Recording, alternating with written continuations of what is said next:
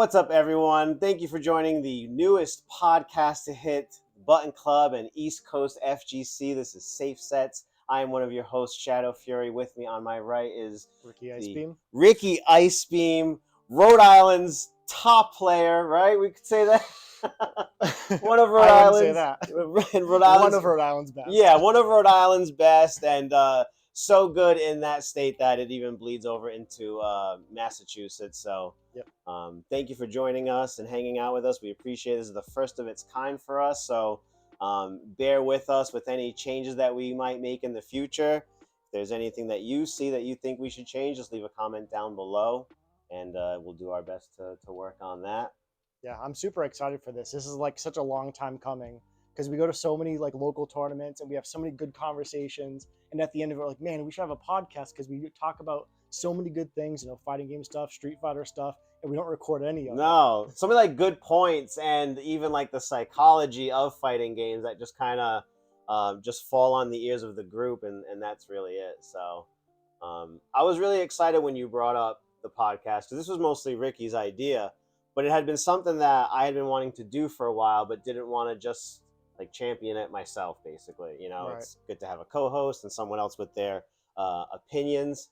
So when you brought up that you wanted to do this, I was like, finally, like someone I can do this with, because I like posed it to other people, but to get like that dedication just is a little difficult. So yeah, this feels good. Good. Yeah. So for our first episode, we figured we would basically have you get to know us a little bit on a personal level. It's very much the tournament footage that you see and the reviews that we do for the products, but we kind of wanted you to just get a feel for who we are as people outside of the competition and how we got here today. So I'll start with asking you a few questions. Sure. So what was the first fighting game you ever played? So the first fighting game I ever played was Street Fighter 2 on the Super Nintendo. I have two older brothers, and so we just had Street Fighter 2 as long as I can remember. Yeah, same. And did you always just play Street Fighter, or did you dabble into other fighting games, or? So I'm pretty sure that was the only fighting game we had. I like have vague memories of playing a little bit of Mortal Kombat, but it was really all Street Fighter. Yeah. That's similar with myself too. My grandfather passed away, and it was while I was at my family's house. That was like my first introduction to Street Fighter. I think that kind of like hits in two different directions, as being a cool game and being synchronized with like a loss, And then when did you start taking fighting games so seriously? So I played Street Fighter consistently, but very casually until like maybe 2010. And Okay. all along, like I wanted to like get really good, and like it was hard because I would only have like a handful of friends that even played. And then like, if I beat them too badly, they didn't want to play with me anymore. Yeah. So I would say up until like probably 2010, that's when I started like watching Evo every year. Oh, wow. And so every year I would like watch Evo and like get really excited and tell myself like, okay, this is the year I'm gonna like practice and get good. And then every year I'd play for like a month or two and then just kind of give up. What made you give up? And then what was because it was difficult, or? I think it's because I didn't have like friends who were as serious as I was, and I didn't have a community at the time. So what was your first community then? So Street Fighter, at the end of Street Fighter 4, they had Ultra Street Fighter 4, and I was playing that, and then they announced Street Fighter 5, and like that was like the click for me to say, okay, here's my opportunity to start with a brand new game, like a fresh start. I'm going to take it seriously. I'm going to play every day. And so it was shortly after they announced Street Fighter 5, I started looking online for local tournaments to play Ultra Street Fighter 4. And that's when I found Havenshine, which is in Rhode Island. Which has been doing, I didn't realize they had even been doing it for that long, Havenshine. Yeah, because I think I started going there, it might have been late 2014. Okay. But definitely in 2015. It was definitely like leading up to the release of Street Fighter 5. And how much did you learn in 4 that helped you grow in 5? Or was it like, this feels very different between the two different games? So it did feel different, but I would say from the time I started playing Street Fighter 2 as a little kid up to when Street Fighter 5 released, I went from like let's talk about like skill in terms of like the online rankings. I went from like rookie to silver from being a little kid all the way up to when Street Fighter V released. And so it Wow. was really during the lifespan of Street Fighter V that I really like learned how to play. Like I learned frame data. Like I, actually got good. Yeah, yeah, yeah. Um, I remember. So I told you this story. I think one of the times that you came to Button Club, but I'll tell you guys so you can hear it. Me getting into Street Fighter V was, um, I wanted to take a break between MKX and Injustice 2. Oh, interesting. So, because Mortal Kombat was the game that I played consistently as a kid, like every single title. After Super Street Fighter 2, I didn't really play any Street Fighter. Right, and there's kind of like a lot of people didn't play Street Fighter 3, so it was like the dark ages until Street Fighter 4 came out, and then I feel like you were either all in on Street Fighter 4 or you basically didn't touch it. Yeah. And I was actually in the group that basically didn't touch it. I didn't even buy the game until 2012. Oh wow! And it was Ultra at that time or Super? It was Super, so it was like Super Arcade Edition 2012 version was when I bought it. Jesus. Like I'd played it a little bit before that, but Yeah, like I yeah. couldn't do FADCs or anything. Yeah. Or even to know what that is in that moment, Yeah. right? Yeah. So I picked up Street Fighter V on release, Mhm. and then played it very lightly. And it wasn't until season 2 came out with Akuma that I said, Akuma. okay, let me take this seriously and really get involved because I'm enjoying it. And I think I'd already played Injustice 2. And I was like, this is not for me. I can't. Did get you with this play game. Injustice 2 in tournaments, like No. local offline, or was it after Akuma came out that led you to like look for tournaments? It was after Akuma came out, and then I hadn't watched a lot of like competitive play at the time. I remember when MKX came out, they had the Fatal 8. Remember that? It was like No. invite only. And that's when I was like, oh my god, like this is what it could be. This is awesome. I didn't even know there was a fighting game community until I was living in Long Island. So you're talking like 2012. Mm-hmm. And I'd been playing a bunch of MK 2011. And I was like, you know what? I've been looking up all this stuff on YouTube for like tattoo art and everything else. I bet there's combo guides on here. Found a Cyrax combo guide and then saw competitive play and was like, I can't believe people play like this. And I can't believe that this exists because I'm not a huge gamer.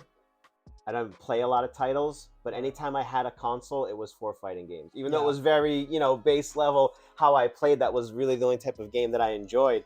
And then, so I started seeking out locals. Yep. And I'm pretty sure you were suggested to me through Facebook. That's so funny. Because I think we were talking a couple of weeks ago about how like everybody knows me. Yeah. But, Oh, like, yeah. Not by design, just like I've been going to tournaments for a couple of years, and I'm friendly, but I don't like go out of my way to make sure everybody knows who I am. But it's just like it just bleeds through the community. And your gameplay assures that people want to know who you are. I will say that. I hope that's a compliment. Yeah, absolutely. Yeah. Definitely. So yeah, my memory might be a little fuzzy on this, but I remember I think I remember it suggesting you as a friend because of me looking up Street Fighter V stuff. And then I messaged him through Facebook Messenger and was kind of like a teenage fangirl and was like, oh my god, like you live in New Bedford and you play Street Fighter. Oh my god, like we should totally hang out and play some Street Fighter together, And then I think that's when you told me about Platinum City Gaming in Taunton. Mm-hmm. So what was your first experiences with Platinum City and going up there? And why did you do Haven Shine in both? Or Yeah, so originally I was just doing Haven Shine, and I did that for a while. But then obviously, like once you get into the FGC, you meet more FGC people, you hear about other tournaments. So I started going to PCG. It was like the old PCG. Yeah. And so it was much smaller. It was actually really, really cool. I actually enjoyed it more. Because it was personal. It was very personal, and like Van was always there. Like Van would sometimes enter the tournaments, even though he didn't really practice, and so he didn't expect to go far. He was still cool. And You're still part of it. Yeah, he was still part of it, and like he was like I said, he was there every time. He TO'd every tournament. He was very involved at that time. Mm-hmm. He was a good dude. And I remember even like one time sitting next to him and same thing. He was like, oh, I bet you're going to body me right now. And in my head, I'm like, I'd like to body somebody while I'm here, Jesus. Like I couldn't even remember what the outcome of that was all that time ago. Hmm. So if we're talking season 2, we're talking 2017. So that's Yep. like my first outing into the community and making friends. And Did you ever go to the old PCG or just the new one? it was the old one. Okay, Yeah, yeah, yeah. I good. went there a few times. That's how I met Tim. Yep. What's his name? KO? Yeah, Right? KO the Poet. KO the Poet. Yeah, yeah, Yeah, yeah. yeah. Who was like always super nice and took the moment to sit down and like show me some things. Yeah, him and I met early in Havenshine days. Like I think it was either just before or just after Street Fighter V came out. It was like early. Yeah, yeah, yeah. And then and Dan was there one of those times too. He was at Havenshine like maybe like once. Um, there wasn't a lot of crossover there. No. And there was a time at the old PCG where Dan didn't go at all, and then he started up his traveling controller business, and then he was there like all the time. Yeah, yeah. Which ended up being a good thing because in the old PCG days, there was a lot of times where I would go and I would get there kind of early. I'd get there like 4:30, and I'd just be like playing by myself until someone else showed up who knew how to play, and then like we'd play casuals for like an hour or two, and then it was like, okay, are we gonna have enough people to even run a tournament? Meaning like, or do we even have like 5 people who are willing to play, even if it was a free bracket? And so then when Dan started coming around with traveling controller, that's when we started like consistently having like 8 to 12 players every week at PCG. Big shout outs to Dan. He's an absolute sweetheart. And he sent me a message on Discord yesterday and was like, I miss you and we need to like set some time to hang out. And then it just so happened that my appointment yesterday ended early. So I rallied up Tomlet and Toast to go up to BP. And we get there, right? And I see him talking to someone, so I kind of sneak next to him, but I'm pretending that I'm watching whatever game's being played. It wasn't even important. And he looks at me and does like a double take. And when we connect eyes, I was like, give me a second, like I'm watching. So he finished this conversation. It was a big hug and stuff. But yeah, big shout outs to Dan and all that he does for the fighting game community. And had it not been for Dan and my relationship with him, we might not even have Button Club as we have today.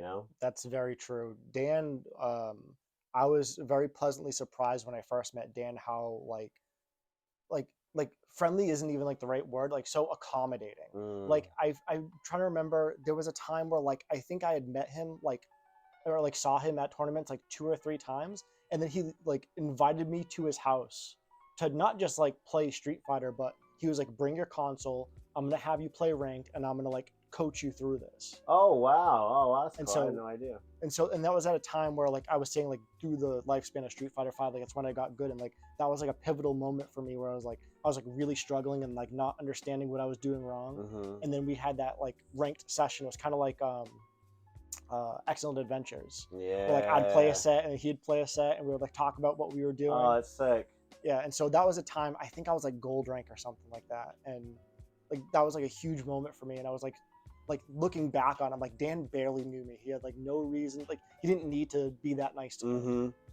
And this is year 1 of Street Fighter V. This has to be, right? Yeah, yeah, for sure. Yeah, 2016. Because when I start, so I think even when I met you, I want to say you were probably Platinum or Diamond. Yeah, probably. And for everyone who's listening, I barely play ranked. Like in Street Fighter 6, I don't touch ranked. So even in Street Fighter 5, like if I was platinum rank at the time, it's like I could have easily been like diamond or super diamond skill level at the time. Yeah. Even at the end of Street Fighter 5, where I was like very clearly like grandmaster skill level, I never played ranked long enough to get past super diamond. Which is deceiving. It's deceiving if you look at my rank and think that's how good I am. Yeah. And then at my time, I think I remember even struggling to get to gold. Yeah. And we were at I think it was a Red Bull event in Boston. Yep. Right? And I ran into you there. We were talking, and we were watching whoever was playing. And once the match was over, you turn to me and you start like explaining what just happened, because it was hype, but like I didn't know why it was hype, And then you start saying some shit, and I'm just like, I don't know what he's saying. I don't know any of these terms or and this and that. And then we kept talking. I was like, man, I would love to get to gold. And you're like, you can do it. You can do it. But that's like kind of where I capped out was that gold basically, you know? Yeah, and I feel like that mindset of just like when you said I would really like to get to gold, that's literally all it takes to get to gold. Like once you have that mindset, then you're gonna do the work and follow through with all the steps that it takes to get there. Like there's no rank, especially now, like especially in Street Fighter 6, Yeah. there's no rank that's too hard to get to unless you're not willing to learn. If you're willing to learn, I feel like anybody can get to master rank.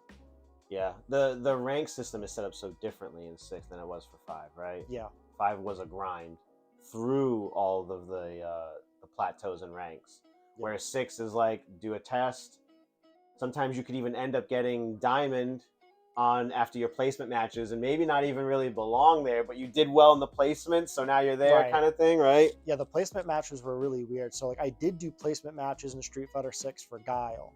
And I did land in diamond after that. I think I won 8 of my 10 matches. But it's just really interesting how they do that because like some of my matches were against rookie ranks where like I was just destroying them. It was like a double perfect basically. And then there's other players that I was playing where it was like really, really close matches where like I won some, I lost some. But yeah, those placement matches are really, really interesting because to get placed in diamond, I think that's 19,000 points. Yeah, I think you're like close to, yeah, if not right on. And so if you play 10 first to twos, that's basically 1,000 points per. Oh yeah, game. yeah. When you break it down like that, wow. Yeah, so then you're really, really skipping over and stuff. Right. You skip over like hours and hours. But I think ultimately that's a good system because like someone like me who, even when I was new to 6, was able to do the placement right into diamond.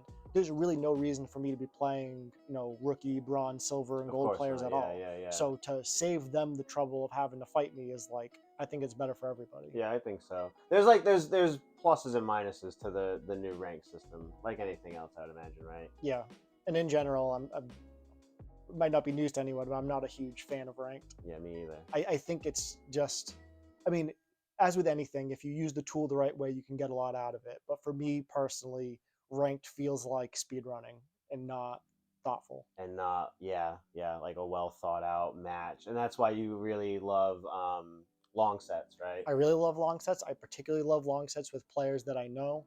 I love long sets with really good connections if we're playing online. To the point where in those sets, I would argue that the skill level is much less important. I'd much rather have, I'd rather fight someone who's legitimately gold rank with a great connection and it's somebody I know. I'd rather do that. I'd rather do a first 100 with them than to fight like a master rank with a crappy connection or a master rank in that gimmicks. That I have no idea who they are, and I realize after the first like 10 games or so that they're just going to run their ranked plan A on me over and over again. And if it works, let's say we do a first to 10 and they win 2 out of those 10 games, it's like, well, they just ran the same thing over and over. It happened to work twice. And if I realize that they're not adapting, I'm at that point I'm disinterested in the sets. Because that's where the layers and levels come into, right? And really the learning.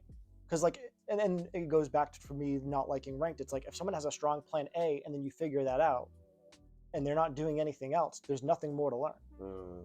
That's true. And then like rank just becomes a title rather than an established skill level, would you say? Yes, and I would argue that you can learn some bad habits playing ranked.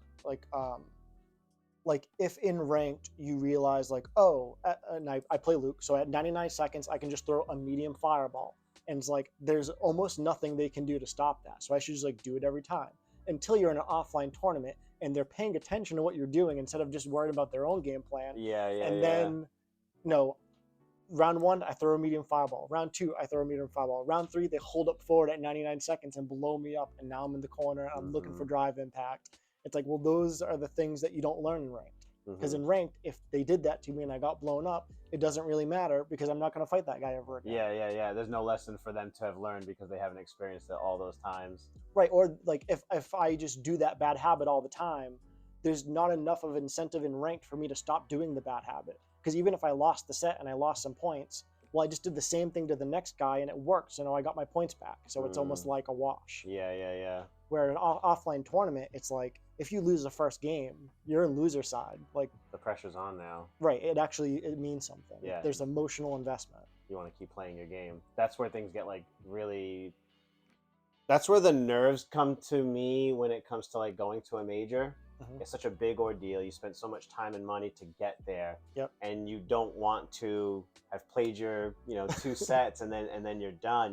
So yeah, there's like a wicked different level of nerves there for me, and I experienced that this past East Coast Throwdown. Mhm. The first person I faced, I knew who I was gonna face because the bracket went up. Yep. And Hilarious, I think his name was a Master Manon, but he's like more into the Vampire Savior crowd. Mhm. So yeah, I sit down. Jared's watching me, and there's a point where like he comes in my ear and like gives me some confidence boosting words, and it was just insane. He was like, basically, I never seen you play like that. I can tell you're nervous just by watching your gameplay. I know that that's not you. Right. And then after I lost to him, the next 2 people that I played were obviously at lesser skill levels, but I was still making very dumb mistakes or was just too eager and ambitious. Yep. So what should have been a wash was a little bit closer. And like I'm screwing up things that I know I've practiced and I know I've put my time into. There's no reason why I should be dropping this or making this mistake, but it's all happening due to nerves. Yeah, and that's another difference too. Like, there's ranked nerves, there's like local tournament nerves, and then there's like major tournament nerves, and they're all different. Yeah. Um, and like the local tournament nerves, I think, is like the most fun to work through because you have multiple chances.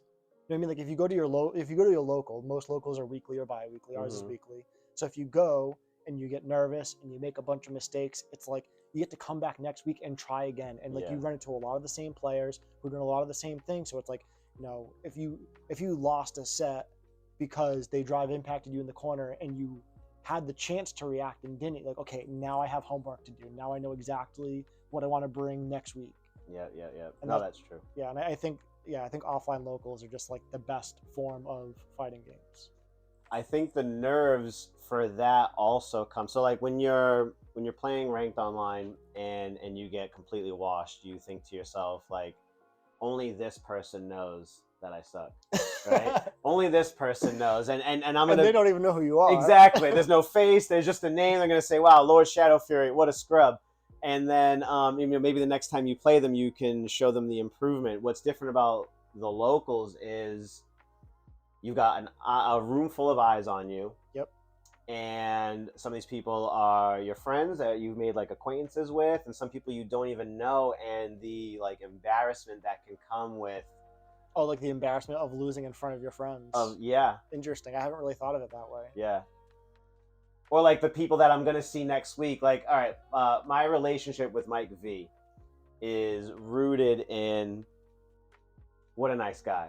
One of the nicest. I want to beat this guy, okay? And to go back to the PCG days, Yep. I would say without insult that him and I were like the bottom 2 guys.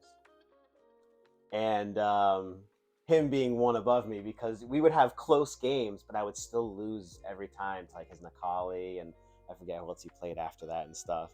And then that repeated kind of in Guilty Gear when we came back for Strive in the second PCG location. Yeah.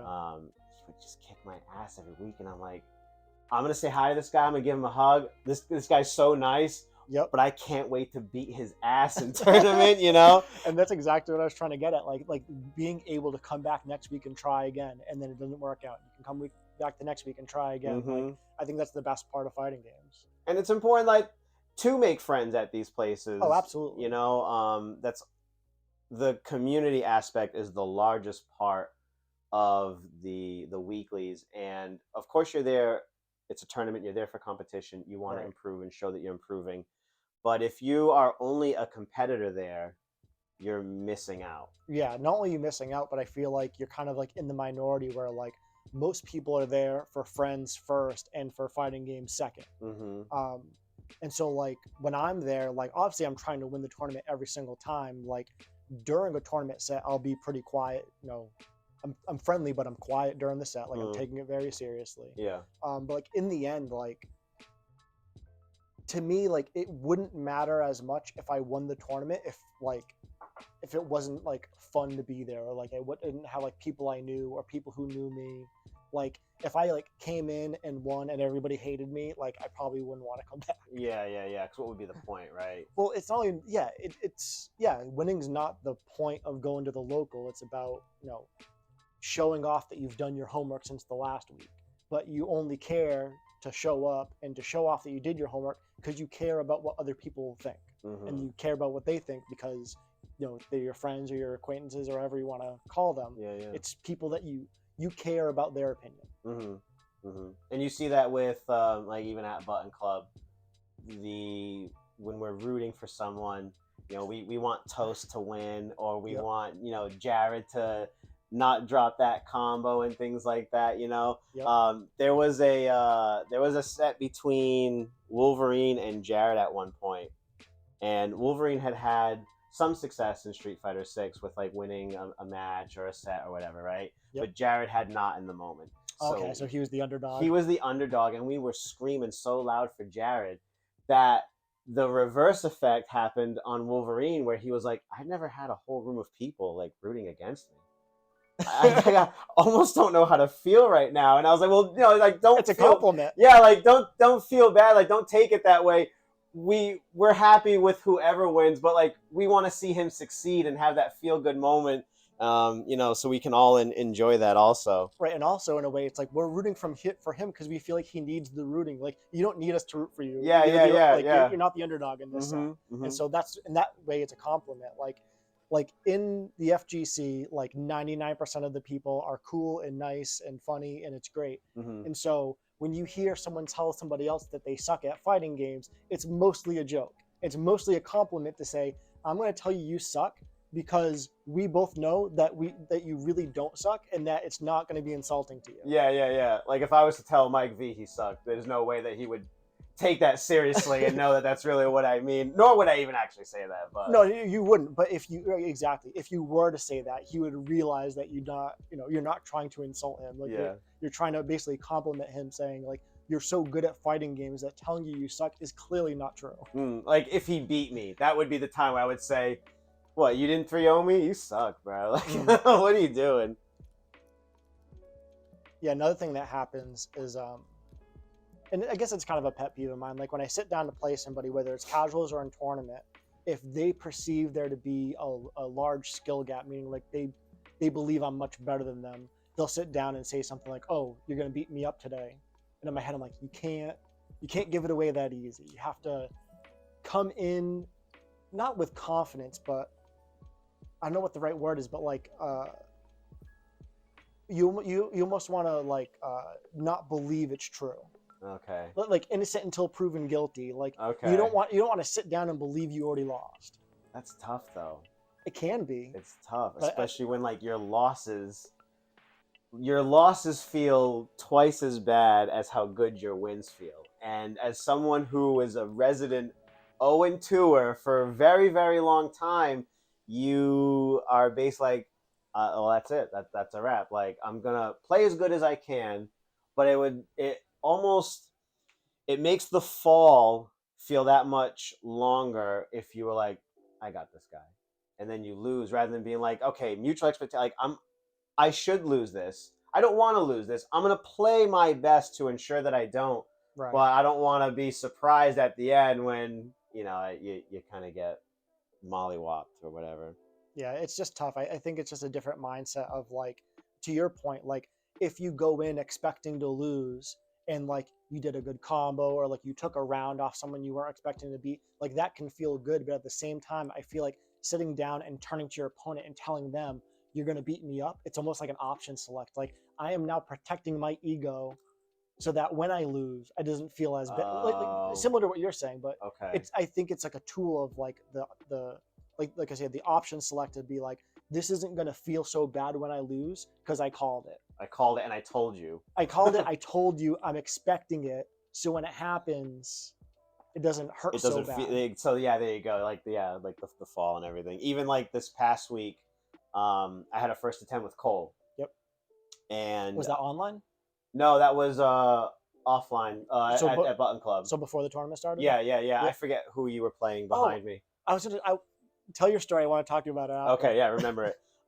So when the game first came out, I was very much on top of him, Yep. and was able to beat him really easily. Kind of got a little salty, as we all do. Yep. But he is a perfectionist. He's playing the mind games. He's someone who's going to do his homework. Yep. He's got spreadsheets that he was sending me at one point for Jury when I was considering playing her. He's a very, very smart player. So when I sat down to play him this time, I know he's been working hard. And this is the first time you played him since the last time. Yeah, yeah. I don't even think I was playing Ken the last time I played him. Oh, you were playing Guile. I was playing Guile. That's Yep. how long it had been.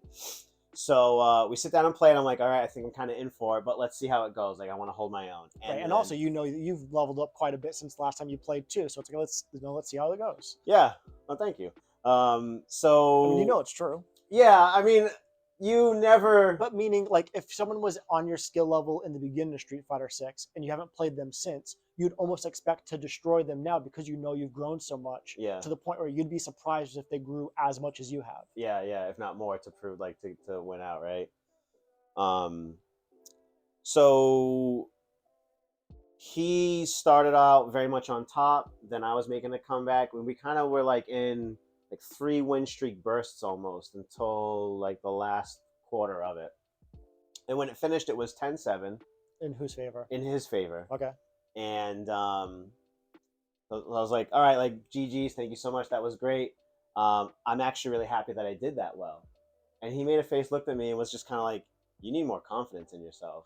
And that is something that I definitely struggle with in this because I know I've leveled up a lot, but I still don't see myself as where others are, Mm-hmm. or like I don't see the mistakes that I make. I don't see in other higher level players. It's almost like you don't forgive your own mistakes, but you forgive when you see they make a mistake. Basically, yeah. Oh, they dropped that. Wow, that's uncharacteristic. I'm like, I can't believe I dropped that. I dropped that. What is wrong with you? How many times do you practice this?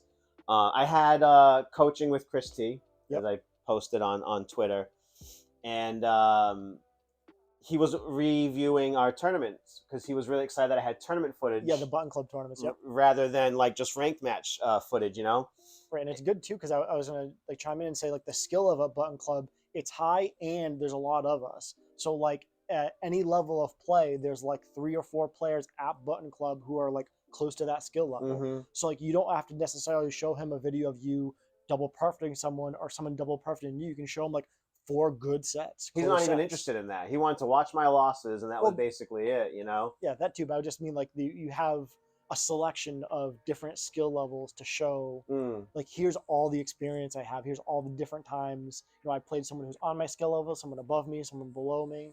And that's what's cool about like the way we run it at Button Club is we try and run most of it on stream, so it's all there for to collect the data later. But yeah, he kind of got on me about a combo, and he was like, "You're dropping these baby combos. I don't know what you're thinking," kind of thing. And I was like, "Chris, if only you knew how much I've actually practiced that combo, and then now in this tension of a set, I'm dropping it, you know." But you had a point you wanted to make. Oh, your matches with Cole. So I was playing casual with someone else when you were doing the first attempt with Cole, and I think towards the end of it, or like right after it was done, I looked at the score and I was surprised that the score was so close because I didn't know in the past that you and Cole had played and that like he was the underdog back then. My experiences with Cole was there was one time, I think it was like my second or third time at Button Club, so it was a long time ago. He came in and played casuals and then he left. He didn't stay for the tournament. And then so when he came back this time, he was like much stronger. To the point where I don't remember exactly what the score was, but it was pretty even between him and I in the casuals just before you played him. Yeah. It was 9/11. Yeah, it was 9/11. Because I remember I looked, I was like, oh, hashtag never forget, you know? Yeah. So it was 9/11. So, and it was really close the whole time. I think there's points where he was ahead, he had the lead in points. And so like like as him and I stopped playing, I wanted to turn to him and say "see you in grand finals" as like a compliment, like you're playing Oh, really well, yeah, like yeah, yeah. you're more than likely to make it. But I decided not to. I was like, let me just wait and see what Don't happens. put that pressure on him. Well, not only that, but it's almost like the opposite of what I was saying before. Where I was like, you don't want to turn your opponent and say, "Oh, you're going to beat me up." It's like by me turning to him, like, "Oh, like I'll see you in grand finals." It's almost like the opposite of that, where I'm like being like over complimentary to my opponent. You're gassing him up a little bit. Yeah, yeah, Could yeah, be. yeah. And also, it would suck if I turned to him and said, "See you in grand finals," and then it turns out it goes 0-2. There's salt in the wounds, right? You know what I mean? I was supposed to be there over there with Ricky. Yeah, so the fact that between you and him it was so close, I was a little bit surprised by that in a good way. Mm. That you were playing so well. Thank you, thank you. Yeah, it was confidence is something I struggle with, and I think the more I prove to myself that I have grown and I see those things, it's new to me at this point, you know. Yep. I think that'll eventually, um, I'll eventually get a grasp on that. Yeah, it feels like a lot of the growing pains you're going through now is like what I went through during Street Fighter Five, Mm. where like I went from someone who wasn't going to win the local to I could win the local if I played perfect to it really depends on who shows up. Mm-hmm. I remember you and Inhuman John or Super John were like usually grand finals back and forth. Yeah. His Urian and your Guile and stuff like that, right? Yep. I remember that being like some really hype sets to watch for what looks like a small community at the time. You know what I mean? Yeah. There was a Super John who was one of those players that really pushed me along my journey because when I first started playing against Super John, um, he was better than me, and in my head I made it much worse. Meaning he was a little bit better than me, and in my head I was like, "Oh, I'm never gonna beat this guy. He's untouchable. He's the best. Yeah. He's on a different level. We're not playing the Mm-hmm. same game, kind of thing." But by seeing him in local tournaments like week after week, um, like he helped me level up faster. Yeah. And he actually like talked me through. I don't know if confidence is even the right word, but just not letting yourself lose mentally before the match starts. Mm-hmm. He kind of taught me a lot of that kind of stuff, and in doing so, I like caught up to his level. Mm-hmm. And so now, like, I don't think he's been practicing Street Fighter 6 as much. Like at the end of Street Fighter 5, we were going back and forth, and like now in 6, because he hasn't been practicing, like if I play against him, like I expect to win. Yeah, yeah, yeah. And like back then, it was like the total opposite. Like I would never dare say that I could Yeah. beat someone that good. He's a strong player. He's a very strong player. He's got amazing neutral and footsies, and he knows where to keep himself on the screen to whiff punish. My biggest experience with him was at Platinum City Yep. for the Guilty Gear Strive days. And that was basically like, I'm going to sit down next to him, play these casuals, get completely mopped, but hope that I can learn so much. And then there was one point where I almost beat him on stage, on camera. Yep. My Potemkin versus his Chip. And you know who CG Tom is, right? I think I do. Tom. Yeah, Big guy, beard, very jolly. I think so. Shout outs to Tom. He's such a sweetheart. And he was there, and he was with Alicia at the stream station basically, and he's yelling so loud for me, and that support was just so like heartwarming. Oh, you and heard it during the set? During the set, yeah, like which also hit me psychologically, like oh my god, like my friends believe in me that much. I really could do this. Can I do this? Like oh, I'm one round away from doing it. I didn't get the W, spoiler alert, but it felt great to be that close, and yeah, what a great player. So when it comes to like going back to the beginnings, and me starting Street Fighter 5 at the beginning of season 2. Yep. How important is it, especially when you're learning, to be on top of the game for release to ride the wave with everyone, or is it? Because that's what I feel like I missed out on getting into Street Fighter 5 competitively so late. There was so much terms and things that I was figuring out now that a lot of maybe new players for that first year had figured out. So yeah, so in my opinion, starting when the game comes out is not important at all. okay. Even if you're completely new to fighting games. I mean, it doesn't matter. It doesn't matter how new you are, whether you start when the game comes out or you start season 2 or season 3. That's your day one. Okay. And like, and I'm sure you know now, like, come as far as you have, it's like from day one of trying to take a game seriously to getting to a point where you feel competent, it's like that takes time. And so the only thing is, so it doesn't matter the time limit of the game that you're playing. What matters is when did you start, and no, don't stop. Mm. And I'm sure every fighting game player has had the same fantasy of, oh man, if I started 5 years earlier than I did, I'd be Mm. 5 years deeper, I'd be 5 years better than I already am. Yeah. And so that's why I'm saying, like, don't get caught up in what season the game is in. Because that happened to me in Street Fighter 4. I had multiple opportunities to start playing Street Fighter 4 and taking it seriously. And I kind of talked myself out of it, thinking, like, oh, the game's been out for 4 years. Everybody's so much better than me. I'm never going to catch up. I'll just wait for the next game. And in Mm. hindsight, had I just, dug my heels in and practiced and, gotten beaten up, Yeah. by the time Street Fighter 5 came out, I could have been a lot better than I was when Street Fighter 5 Yeah, came out. yeah. Rather than learning it in those moments and stuff like that. Right. And so that's my advice to anyone who's like a fan of fighting games or a casual player who like wants to get into it. The sooner the better. Mm-hmm. It doesn't matter if it's the last season of a game or the first season of a game. I mean, I guess starting day one would be better, but as soon as you can start, you should start. You still have a long road ahead of you either way, so put in the time. Exactly. So I know that you are a big Pokemon fan. I am a big Pokemon fan. I got my Pokemon guy. Pikachu. Hey yo, keeping it safe here for the children at home. What other games have you played in the past that you feel have helped you, even though they're not fighting game related, helped you in a fighting game tournament setting? I don't think there's really any other video game that helped me in Street Fighter. I think what helped me in Street Fighter is other competitive endeavors. Okay. And so when I was younger, like 11 to like 14 or 15, I was really into skateboarding. Okay. And so just like going from being awful at it to like keep trying and keep trying and then like Yeah. eventually get better at it. Yeah. I think that process is very similar regardless of what the hobby is or regardless of what the skill you're trying to gain is. And I think people who have gone through something like that before and then they pick up a fighting game, it's going to feel very familiar. Mm. I equate a lot of how I learn and all I've learned with fighting games.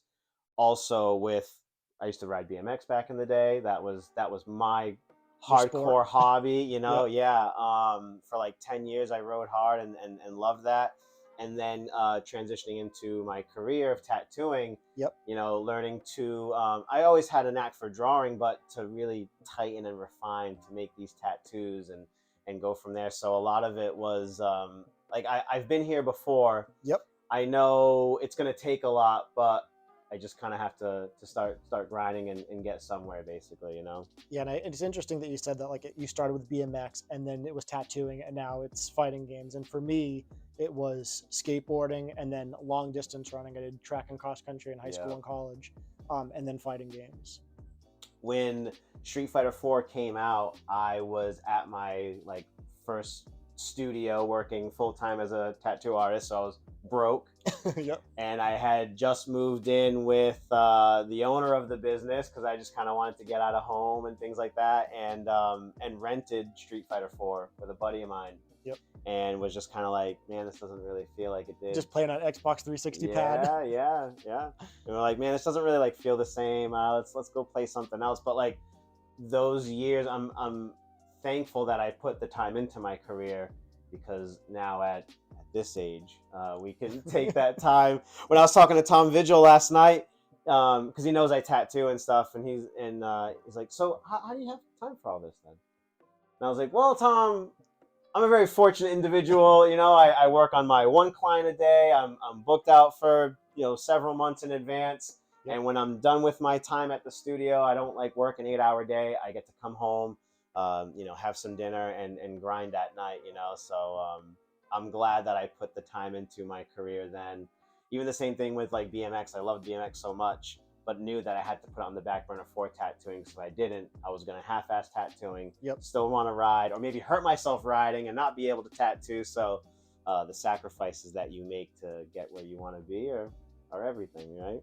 Right. It's like you have to pick your job and pick your hobby, and don't get those mixed. Mm-hmm. Because I'm sure there are players who, are really into fighting games and they're really, really good, and they want to make a career out of it. It's like, unfortunately, fighting games is very hard to make a career out of these days. Like, unless you're a Sonic Fox or a Punk, Mm-hmm. it's going to be a long road of not making enough money to make ends meet if you think that like winning locals or even like making top 8 at a major is going to pay the bills, and Yeah. unfortunately it's not. No, it's more of like just a personal goal, and I mean, of course, you It's keep right. working on it, can work that, get close to that. But even then, like having longevity in this industry is a lot harder, because you start losing or this and that, and then people, he's not that relevant, right? Right, or your character gets nerfed. Yeah, You just yeah. nerfed your paycheck. Like I know people just say that all the time about Daigo. Yep. The back and forth of, oh, he lost that tournament, he dropped that, Daigo's washed out. Yeah. Like, oh, he came up with this sick Oki or whatever, and then he actually did good this. Oh, he's godlike. He's the Michael Jordan of Yeah, our sport. You he's know what I the mean? best. Yeah, yeah. Yeah, but I think, and it's just, advice to new players who, like, I'm hoping in the future it's different. I'm hoping like 5-10 years from now, fighting games, there's more money into it. But right now, the way it is, I would say don't quit your day job. If you Mm-hmm. think, if you're thinking about doing fighting games full time, I'd just say don't quit your day job. Yeah, yeah. Make that money so you can enjoy the hobby and enjoy it as a hobby. Exactly. And also, I don't know this from experience, but I would imagine having it not be your full-time job, like having a job that pays the bills that you don't hate, and then being able to do this on the side as a hobby, I would imagine that's much more enjoyable than going to a tournament thinking, if I lose this, I can't pay rent. Yeah, yeah, yeah. Or like, the debt I might have put myself in, overextending trying to get to this. I'm sponsorless, or Oh yeah, if you're sponsorless and like, oh, I spent $600 to get to a major, and if I make top 8, then I'll make making up a number 5K or something. But if I don't make top 8, I break even or lose money on this. yeah, yeah, yeah. That Because I'm doesn't like, sound like fun to me. no, no, no. You don't need that extra stress coming into the game, and especially with the way things are now, where and that's been like a big topic of fighting games, is like the lack of prize money,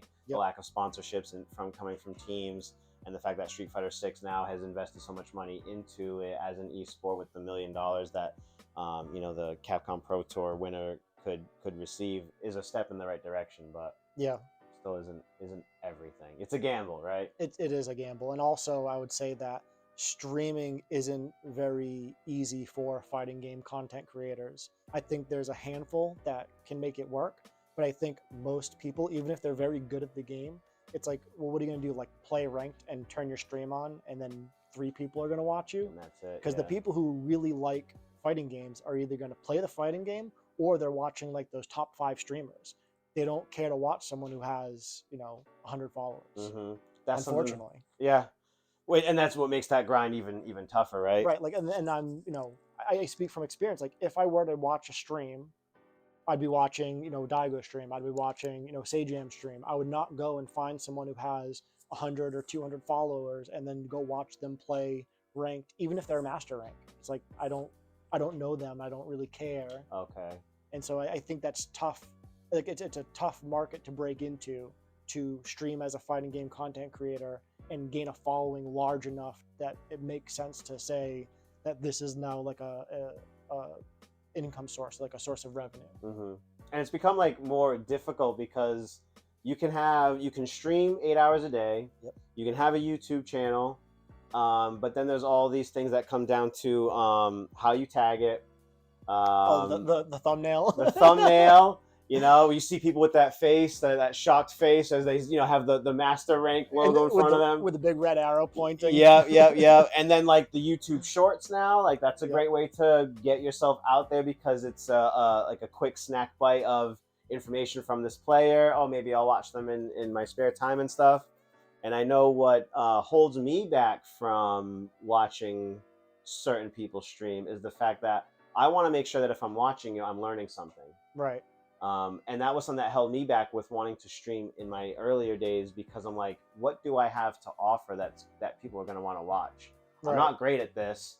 And if I wouldn't even watch me. I don't want to watch someone at gold rank. I want to watch someone that is going to help me go, oh wow, I didn't know you could do that. Oh, that's sick. I can ask a question and get better. You know. Right, and it's not even so much that like they're a strong player. It has like it almost has to be like a notable player, like a player who makes top eights, like a Knuckle Do or a Punk. It's like I can justify spending an hour watching their stream. But if there's someone who's as good as them, but I've never heard their name before, it feels, at least to me, feels like a waste of an hour to watch that stream on someone that I don't know, that like none of my friends know who they are. Yeah, yeah, Like yeah, unless they're amazing and they're like, a diamond in the rough and no one's discovered them yet, yeah, yeah. which is rare. Yeah, it's just tough to it's tough to be a fighting game content creator these days.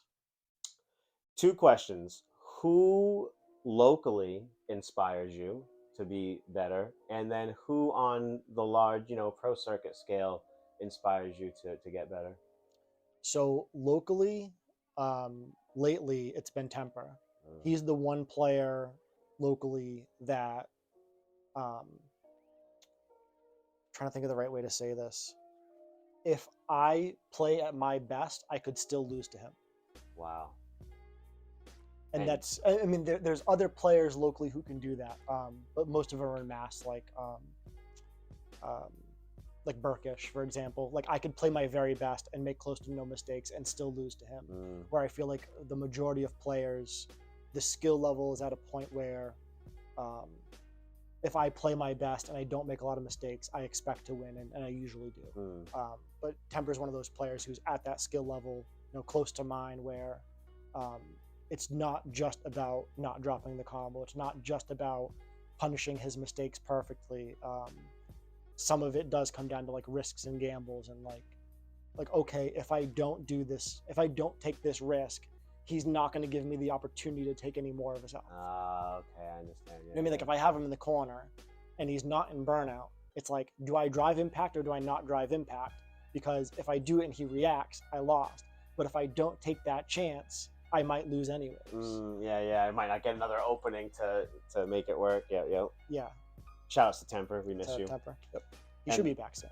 Yeah, I'm hoping so. Yeah. Kind of teased us last month in December for like, my job worked out. I'm gonna have Mondays off, and so yeah, hopefully soon. He's the Rambat belt holding champion. That was a fun day. And then it was a fun day. I was a great disappointed day. with the result, but Yeah. it was well deserved. And then who on the pro circuit inspired you? On the pro circuit, I would say it's not any one player. For me, it's any American who does well. Okay. Regardless of who they play as? Yeah, regardless of their character. It's like seeing someone from America do well in the FGC makes me believe that like we could do it too. Whereas there's other regions, like Japan's a very small country. And so not only do they get to play with each other offline, but when they play online, the connections are always good because they're so close to each other. Yep. And there's just like a long like legacy history of strong players being from Japan. And so when I see like Punk or Knuckle Do like make a top 8 in Street Fighter 6, it's like so exciting to me. Like that's what I kind of aspire to be, is like a strong American player that people can look to and say, oh, we are out there, we are doing the thing. Yeah. Nice. What about you? Who are your two? You're local and you're not local.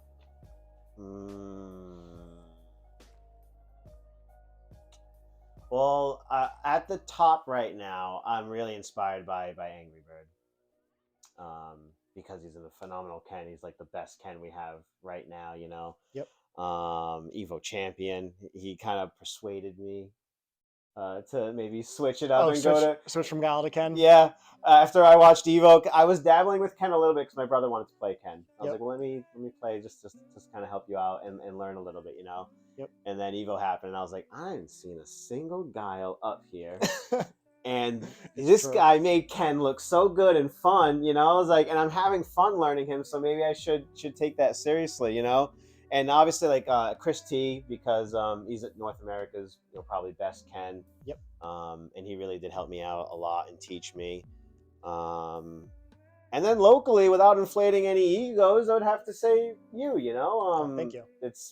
It's been a long time watching you play, and the presence that you have at even at just Button Club and back then at PCG is like, this is the guy to beat. This is the top guy, you know. And even this past week on the Nerdly News for the Compound podcast that I'm on, check that out Wednesdays at 8. The Compound at Twitch. He asked me who's the player of 2023 for you at Button Club, and I was like, it's got to be Ricky. He is so consistent, and then even if you, let's say you lost every week, Yep. the amount of players that you've also brought and exposed to the Button Club is tremendous, and has been such a big help with fattening up those numbers, those tournament numbers every week, and more eyeballs on us. That dude Moon also came from Rhode Island. Was that through you or? I don't think so. No? Maybe. I had to wonder because someone said he was from Rhode Island. I was like, well, like, did he bring another person out here? It's very possible that I did unknowingly, meaning because I'm one of the better players in Rhode Island, a lot of people know me and know my name. He could have like looked up like, oh, like where in Rhode Island do we play, and then saw that I go to Button Club, and then he starts going. Yeah. I don't think I firsthand introduced him to it. Yeah. Because I would say the room right now is kind of split, Mass, Rhode Island. Yeah. Right? Yeah. Which is interesting because we're not like close to the Rhode Island line either. No. Like, but close enough compared to what else is out there, right? Right. Yeah, it's close enough. Like, because where I live in Rhode Island, getting to Button Club with no traffic is like maybe 45 minutes, which isn't too bad. That's not too bad, but it's still a decent drive, especially you got to accommodate, going back and everything. Yeah, but like if someone's like from New Bedford or Fairhaven, it's like 10 minutes for them. Why wouldn't you? Yeah, exactly. And yeah, then, so in a way, you could argue that the Rhode Island players who go to Button Club are the invaders. Yeah, I would agree. Yeah. And they're growing. That population of Rhode Island players is growing. Like I said, I'm pretty sure the room is like split, and Common Ground ending for around the pandemic time. Yep. We've gained that. I don't know the status of Haven Shine currently. Yeah, I'm not 100% sure. I believe they're still doing events, but as far as I know, and I could be totally wrong, I don't think they have a strong Street Fighter scene there at the moment. Where were they out of? What was the last time they were out of? There's a place, it's called Still on Main, and it's like an indoor mall. Okay. And so it was like one of the shops was Haven Shine. Oh, okay. Oh, so they had like a nice location then. Yeah, the location's decent. Yeah. Oh, wow. Because when I went, it was in the Chinese food restaurant. Oh, the basement? Wait, was it Ken Walk? Yes. Okay, so that's a really interesting story. So like Ken Walk, we were like in the dining room. We're like the main attraction there. Yeah. And I don't know if you've been back there. Ken Walk does not exist. It's a parking lot. Oh, wow. It's really weird to drive demolished. by that. It's gone. Damn, a ghost town. But there was another Chinese food restaurant we were at before then called Super Dragon, and we used to play in the basement. Yeah, no, this was definitely like ground floor. Yeah. That was weird. That was interesting. I walk in, all the tables, all the setups. Yeah, but like if you had ever gone to Super Dragon in the basement, it's weirder because you have to walk in the front door, walk through a Chinese restaurant, and then go into the basement, and there's just like a bunch of monitors and with your sticks. sick bag and everything and stuff like that. And it's funny because like after I'd gone there for a little while, like I would just walk in, they'd see I'm wearing a backpack, and like I would just walk right through, like they wouldn't even bother me. I'd just walk into their basement. Weird. I remember like couldn't get at a setup when it was at would you say Ken Walk? Yeah, Ken Walk. And I was like, well, let me grab a seat. I'll grab a soda and I'll wait for something to happen. And then they took our order. Okay, I'll have a Coke, and walked away. And I'm like, I don't think they're coming back. They never ever came back after never that. got the soda. So I didn't even get a soda when I went there. I didn't even get a warm up game or nothing.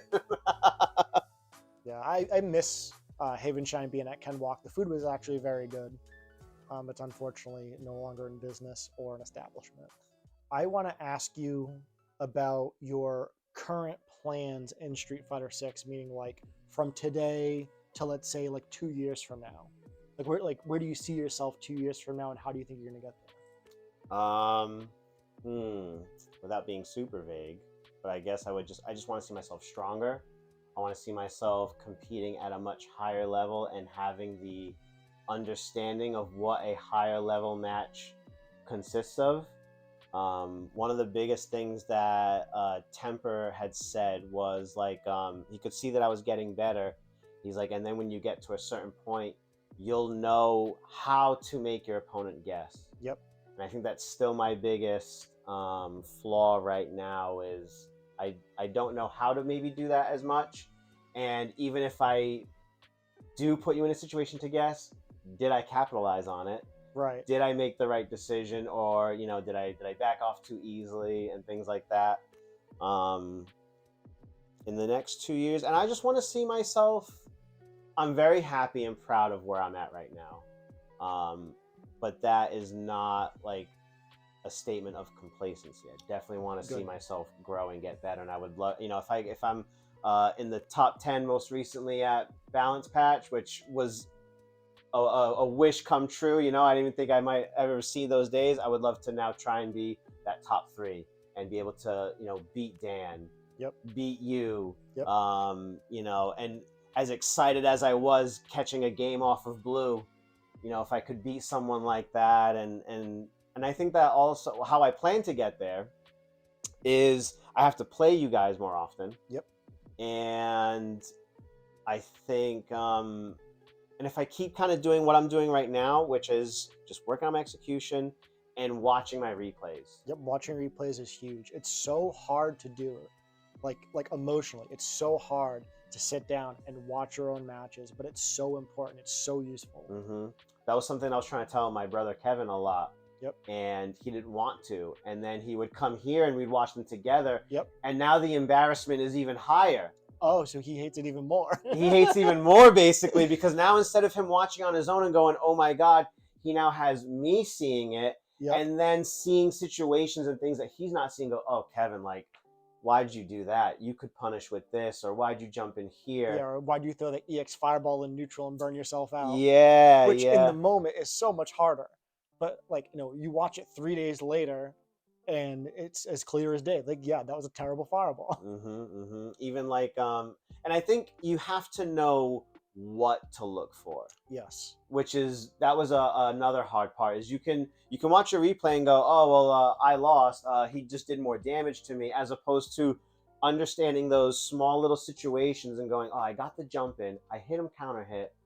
Didn't have confidence in myself and threw them instead. Yep. Or or just those little situations. Had I not panicked because I knew I had him so close to killing him, and I ran in just to try and get the win, but instead, I threw my life bar in their hands and took it that way. Yeah. I also think like as you get stronger and stronger as a player, you start focusing on the very, very like nitty gritty details less, and you more start to see things in like broad strokes, where like you can like watch a match next to somebody and they'll ask you like, oh, like what did you think you did wrong in your set? And like, oh, like I did a crouch jab and it got punish counter and I can combo that into stand heavy punch, but instead I comboed into crouch medium punch. And they're like, no, that has nothing to do with why you lost. And I think I was playing with Mena a couple months ago. Oh, wow. And after the set, he asked me like, what do you think you did wrong? And of course, I gave him some nitty gritty answer that isn't correct. And he was like, you didn't use your drive meter. He was like, I didn't burn you out one time. You didn't burn yourself out one time, but you also didn't get any reward from it. Okay, so a tool that is at your disposal wasn't even being used. Right. Basically, his feedback was, you're basically playing Street Fighter V while he's playing Street Fighter 6. Like, I'm not using the drive meter to my advantage. No.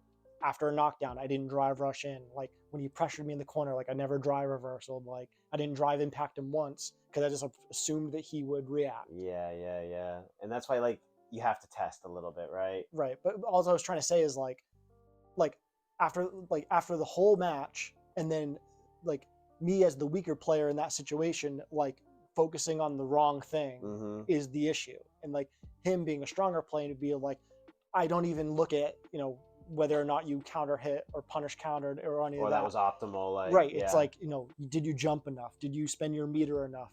Did you, like, how many times did you crouch medium kick into drive rush? Like, whether it's on hit or on block, kind of doesn't matter. Like, if you're not doing it ever, like, that's an issue. And, like, that's what he kind of showed me is, like, the stronger you get, the simpler it gets. That's interesting. And I start to see that too. Like, there's a lot of frame data situations that are like, I don't even like think of the number in my head. It's just like a common sense situation. Hmm.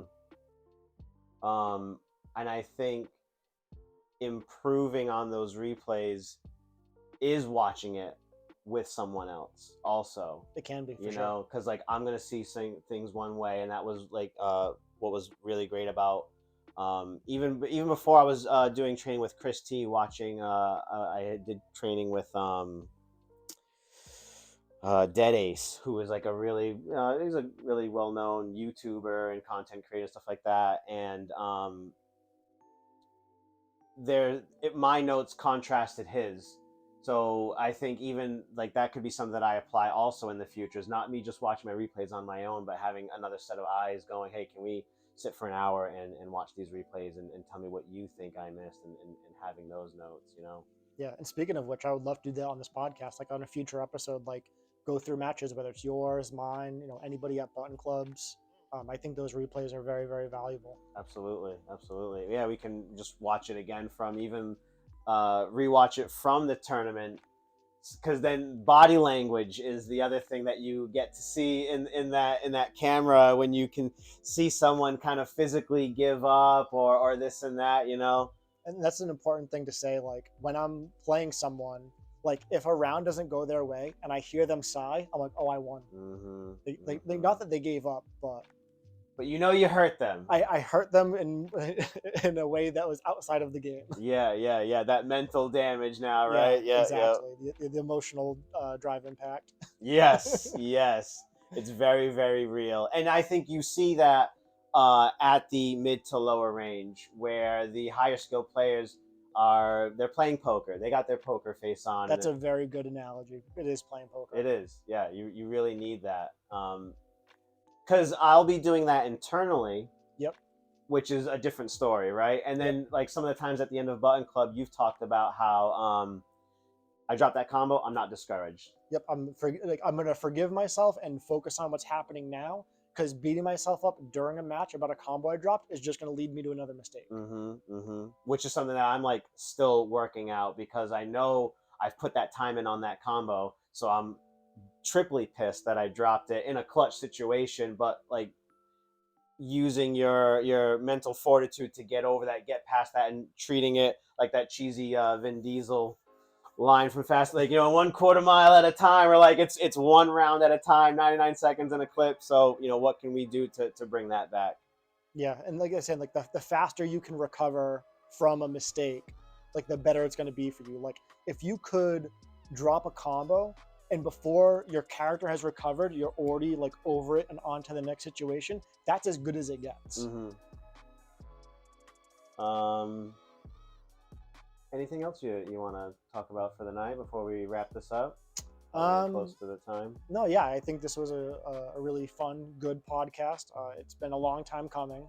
Because a lot of times after Button Club, we'll just sit around and talk exactly like this, not recording it, have great conversations. And it's like, this should be a podcast. Like other people should be able to hear what we're talking about. Yeah, because that's the biggest difference. That's the way you're at, is the psychology of the game, and not everyone talks so freely about that. So I think it is great that we get to capture that and have those moments and talk about it. And we have some other topics in the future that we're considering. Do we spoil them with any of what might be to come? Yeah, give them a few. Yeah. So originally, even for today, we thought about doing this topic, but we decided to warm you guys up with us and the chemistry here. So controllers. Yes, there's different controllers for fighting games. 3 in particular is pad, fight stick, and hitbox. And in a future episode, we're going to dig in deep and talk about the pros and cons, and which ones are more popular, why they're more popular. Yeah. What you should play and why, maybe, without even being so direct. And then one of the other topics I wanted to discuss was, I would love to sit down and do like a tier list with you on the Street Fighter 6 characters. Yeah. Oh yeah. Absolutely. And either like either come to an agreement as to who goes where, or have our separate tier lists and compare notes, maybe that way. And then we spoke a lot about going to locals and majors. I would like to also talk about like the importance of going to those things, why, and literally me stepping out to a local is how we got here, you know. Yep. And on the topic of a major, we have signed up. Did you sign up today? I did sign up, Cool. So we have signed up for Defend the North 10. which is so weird because it's 2024. It's the 10th one. I didn't realize how long they'd been doing it. That means 2014 was the first Defend the North. My first Defend the North was 2016. So I was like Same. in there pretty early. Yeah, same. Yeah. And then I went the next year. I didn't compete the first year, but I went the next year. Okay, yeah, And yeah. that's when I played and stuff. So yeah, all these topics are up to come for you to enjoy. That's going to wrap it up for this episode of Safe Sets Podcast. I hope you've enjoyed yourself. If you have enjoyed the video, please feel free to give it a like. Subscribe to the channel for more of these videos, our product review videos, and our weekly tournaments. Hit the bell notification so that you get notified every time we post a new video. And if you have any comments about anything that we've mentioned tonight, you can share your story about, you know, who you met through locals and things like that, and leave it down in the comment list below. Thank you so much, Ricky. Always a pleasure. Thank you. Thank you guys. Stay safe. Okay, yeah, stay safe. Stay safe. Enjoy those sets, and we'll catch you guys on the next episode. Have a good night.